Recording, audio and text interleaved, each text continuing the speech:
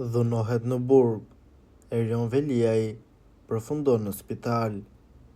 Një ngjarje tepër shqetësuese është raportuar ditën e sotme nga ambientet e burgut, ku mbajti paraburgosur ish kryetari i Bashkisë së Tiranës, Erion Veliaj.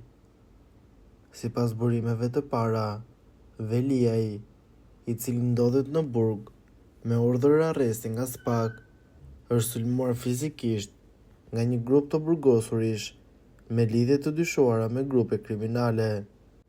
Incidenti i rënd ka ndodhur gjatë orëve të paradites në ambientet e përbashkëta të burgut, ku Veliaj po shndronte nën masa sigurie pas arrestimit të tij të bujshëm nga SPAK për akuza që lidhen me korrupsion dhe shpërdorim detyre.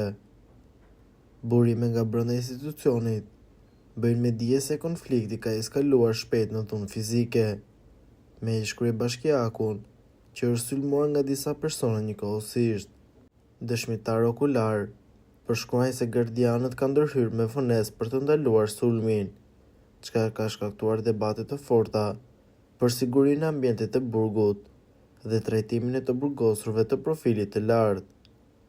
Menjëherë pas sulmit, Veliaj është transportuar me urgjencë në spitalin e burgut, ku sipas raportimeve të para mjekësore, ka pasur dëmtime serioze në fytyrë dhe trup, duke përfshirë gërvizje të thella, mavjosje dhe dyshime për thyerje të hundës.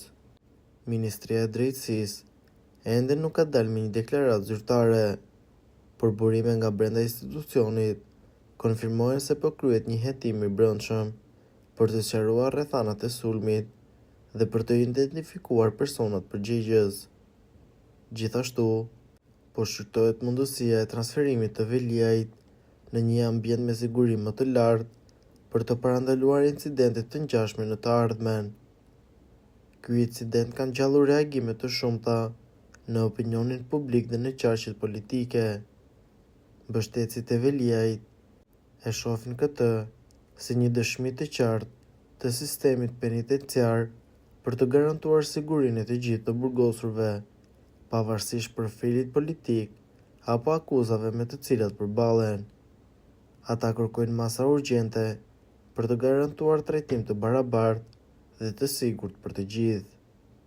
Po ju, çfarë mendimi keni mbi këtë situatë? Komentoni mendimin tuaj dhe mos harroni të na bëni subscribe.